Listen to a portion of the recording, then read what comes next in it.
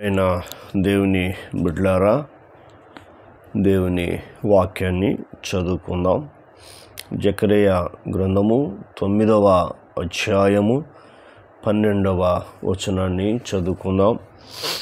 దేవుడు జకరియా ప్రవక్త ద్వారా దేవుడు తెలియపరుస్తున్న మాటలు, దేవుడిచ్చే వాగ్దానము శ్రేష్టమైంది, పవిత్రమైంది, పరిశుద్ధమైంది, ఆశీర్వాదముతో కూడిన వాగ్దానము. ఈ వాగ్దానాన్ని మనము స్వతంత్రించుకుందాం. జాగ్రత్తగా వినాలని కోరుతున్నాను. బంధకములలో పడియుండియు నిరీక్షణ గల వారులారా, మీ కోటను మరలా ప్రవేశించుడి. రెండంతలుగా మీకు మేలు చేసేదనని నేడే నేను మీకు తెలియజేయుచున్నాను.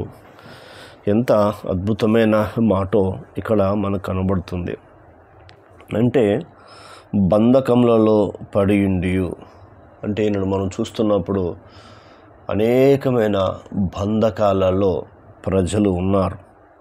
అనేకమైన బంధకాలు. ఈ బంధకాలలో పడియుండియు ఉన్నవారికి శుభవార్త దేవుడు తెలియపరుస్తున్న మాట ఏంటంటే, నిరీక్షణ గల వారులారా. అంటే ఏ బంధకాలైతే నువ్వు పడి ఉన్నావో నిరీక్షణ కలిగిన వారికి దేవుడిస్తున్న వాగ్దానము. నిరీక్షణ అంటే ఏంటంటే ఎదురు చూపు. నువ్వు ఏ బంధకాలలో ఉండొచ్చు, వ్యాధి అనే బంధకము, అప్పులనే బంధకాలు, ఏ బంధకాలలో ఉన్నా కూడా నీవు యేసుక్రీస్తు ప్రభునందు నిరీక్షణ కలిగి ఉంటే వాక్యం చెప్తా ఉంది. రోమిలు రాసిన పత్రిక 5వ అధ్యాయము 5వ వచనము ఈ రీతిగా వ్రాయబడి ఉంది. ఈ నిరీక్షణ మనలను సిగ్గుపరచదు. దేవుడు పరిశుద్ధాత్మ ద్వారా తన ప్రేమను మన హృదయంలో సమృద్ధిగా కుమ్మరించాడని చెప్తా ఉన్నాడు. నిజమే. ఎవరికైతే యేసుక్రీస్తునందు నిరీక్షణ కలిగి ఉంటుందో వారు సిగ్గుపరచబడరు, వారు అవమానపరచబడరు. వారి తల ఎప్పుడూ పైకెత్తబడుతుంది కానీ క్రిందికి దించబడదు అని మీరు తెలుసుకోవాలని సేవకుడిగా నేను ఈ మాటల ద్వారా మీకు తెలియపరుస్తున్నాను. కాబట్టి నిరీక్షణ అనేది క్రైస్తవులకు యేసుక్రీస్తు మూలంగా కలిగింది. ఎవరికి కూడా నిరీక్షణ లేదు, గుర్తుంచుకోండి. నిరీక్షణ అంటే ఏంటంటే, నా తండ్రి వస్తాడు, నా దేవుడు వస్తాడు, నా కాపరి వస్తాడు, నా రక్షకుడు వస్తాడు, నా సంరక్షకుడు వస్తాడు, ఈ బంధకాల నుంచి నన్ను విడిపిస్తాడు, విడిపించి నన్ను పరలోకానికి తీసుకెళ్ళడానికి వస్తాడు. మొదటి రాకడ వచ్చాడు, ఇప్పుడు రెండో రాకడ రాబోతున్నాడు, కొదమ సింహమై రాబోతున్నాడు. పంచభూతములు మికటమైన వేంద్రముతో లయమైపోతున్న దినాల్లో మనం ఉన్నాం. కాబట్టి ఆయన నీకిస్తున్న వాగ్దానం ఏంటంటే, నిరీక్షణ కలిగిన వారులారా. ఎవరికైతే నిరీక్షణ ఉన్నదో వారికి చెప్తున్నాడు దేవుడు, మీ కోటను మరలా ప్రవేశించుడి. ఏ కోటలోంచి అయితే మీరు బయటకు వెళ్ళారో ఆ కోటలోనికి మీరు మరలా ప్రవేశించండి అంటున్నాడు. అంటే నేను నా యొద్దకు ఎవరు వచ్చినా నేను వారిని త్రోసివేయను అంటాడు యేసుక్రీస్తు ప్రభువారు.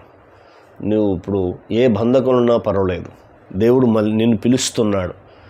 నా కోటలోనికి రండి అని పిలుస్తున్నాడు. అందుకే దావీదును చూడండి, నా కోట, నా కొండ, నా శైలము, నా దుర్గము, ఆపత్కాలమందు నమ్ముకోదగిన సహాయకుడు అని ఎన్నిసార్లు ప్రభువారిని స్తుతించాడు.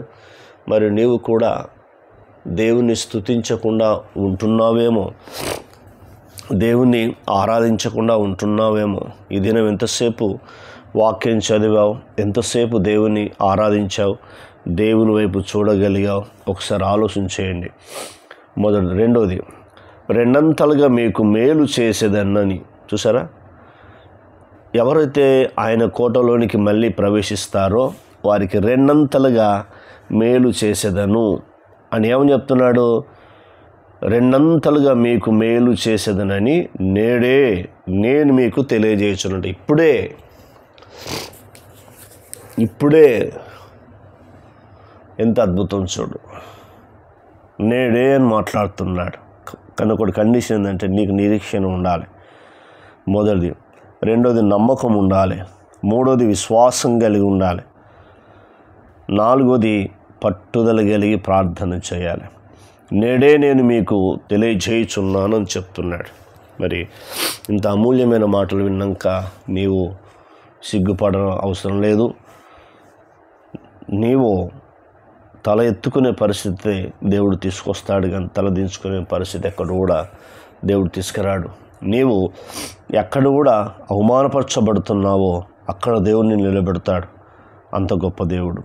ప్రార్థన. కన్న తండ్రి, నీకు వందనాలు.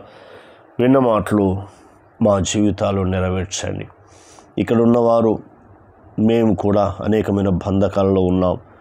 వాటిని మీరు విడిపించే దేవుడవు, నీకు స్తోత్రాలు నాయనా. నీ నామానికి మహిమ తెచ్చుకోమని అడుగుచు కృతజ్ఞతలు, స్తోత్రములు, వందనములు చెల్లిస్తూ ఈ మాటలు దుష్టెత్తుకుపోకుండా సహాయం చేయి. బంధకములలో పడియుండియు నిరీక్షణ గలవారులారా మీ కోటలో మరలా ప్రవేశించుడి. రెండంతలుగా మీకు మేలు చేసేదను నేడే నేను మీకు తెలియజేసిన వాగ్దానం చేశావు. మీ నామానికి మహిమ తెచ్చుకోమని మా ప్రార్థన విని జవాబిచ్చినందుకు కృతజ్ఞతలు చెల్లిస్తూ యేసుక్రీస్తు నామములో అడిగినవన్నీ పొందుకున్నాం తండ్రి. ఆమెన్. ఆయన కృప సదాకాలం తోడై ఉండి నడిపించి ఆశీర్వదించునుగాక. Amen, amen, amen.